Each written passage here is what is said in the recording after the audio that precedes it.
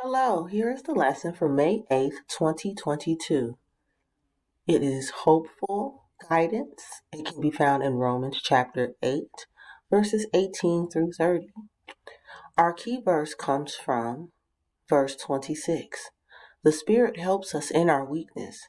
We do not know what we ought to pray for, but the Spirit Himself intercedes for us through wordless groans. God's Word. I consider that our present sufferings are not worth comparing with the glory that will be revealed in us.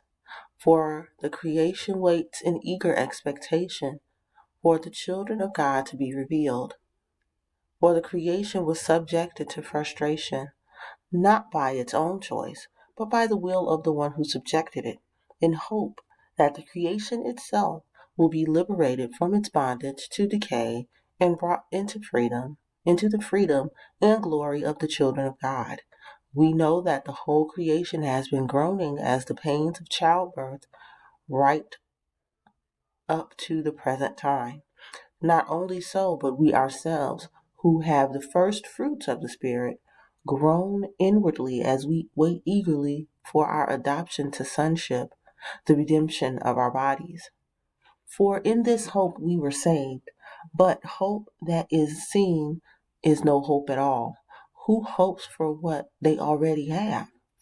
But if we hope for what we do not yet have, we wait for it patiently. In the same way, the Spirit helps us in our weakness.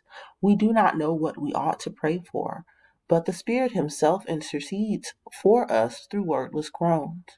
He who searches in our hearts and knows the mind of the Spirit, because the Spirit intercedes for God's people in accordance with the will of God. And we know that in all things God works for the good of those who love Him, who have been called according to His purpose. For those God foreknew, He also predestinated to be conformed to the image of His Son, that he might be the firstborn among many brothers and sisters. And those He predestined, He also called. Those He called, He also justified. And those He justified, He also glorified.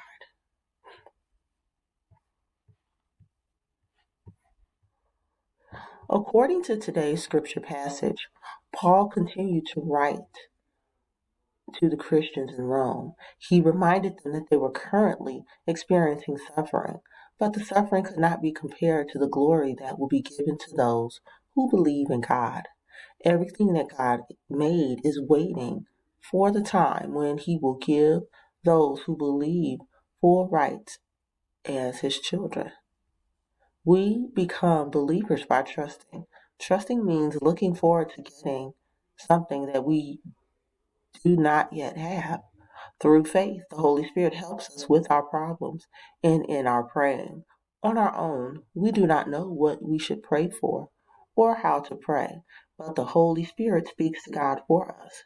He prays for us in such a way that it cannot be expressed in words. God can see what is in our hearts and He knows what is in the mind of the Spirit. Paul reminded Roman believers and us that in everything God works for the good of those who love Him. From the beginning, God decided that those who came to Him would become His children. Because God chose us, He has called us to come to Him. And when we come, He declares us not guilty and fills us with His Holy Spirit. There is hope for the future because God has made right with Him those whom He called, and He promised His glory to those He made right. Keep looking ahead, part 1. Aunt Lynn, do you remember 2020? Kanaya asked. I sure do. COVID-19 changed the world, Aunt Lynn replied. I was only 7 years old, and I remember that we went to school virtually, Kanaya recalled. It was a difficult time for everyone, and a lot of things changed. School, shopping, even family get-togethers changed, Aunt Lynn commented. We missed our family reunion that year. I only remember that because we were going on a Disney cruise, Kanaya noted with a sigh. It was a difficult and scary time. Do you remember how we made it through those difficult days? Aunt Lynn inquired. We wore masks, washed our hands, and practiced social distancing, Kanaya answered. True, but that's not all, Aunt Lynn responded. Exploring the story with Nicholas and Cornelius. Hello, friends. Nicholas and Cornelius here. In today's lesson, Paul wrote that there will be hardships and sufferings in this world. In 2020, the world went through a pandemic, COVID-19. Many people lost their jobs and homes. Hundreds of thousands of people lost their lives. In the lesson today, Paul states, and we know that in all things God works together. God works for the good of those who love him, who have been called according to his purpose.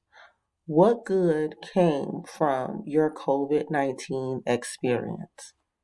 That's a good question, guys. Keep looking ahead, part 2. We spent a lot of time on the internet, Mom. Didn't have any trouble getting me to turn off my iPad, Kanaya remarked. Do you remember these 3 words? Keep looking ahead, Aunt Lynn asked. How could I forget? Mom, Dad, Grandma, and you would say that all the time, Kanaya noted. We wanted you to know that things would get better. We didn't want our lives to be defined by COVID-19, Aunt Lynn explained. During the time, it was hard not to think about all we had given up, Kanaya admitted. That's why we kept reminding you. We were hopeful that things would get better, Aunt Lynn replied. And it was good advice then and is now, Kanaya said. Exploring the story with Nicholas and Cornelius. It's difficult to look ahead when you are in the middle of hardship. The advice that Paul gave in his first century is the same advice Aunt Lynn gave Kanaya in the 21st century. It never gets old. Dr. Martin Luther King Jr. said it like this: if you can't fly, then run. If you can't run, then walk. If you can't walk, then crawl. But whatever you do, you have to keep moving forward. Let's pray. Our Father, who art in heaven, hallowed be thy name. Thy kingdom come, thy will be done, on earth as it is in heaven. Give us this day our daily bread, and forgive us our trespasses, as we forgive those who have trespassed against us. Lead us not into temptation, but deliver us from evil. For thine is the kingdom, the power, and the glory, now and forever.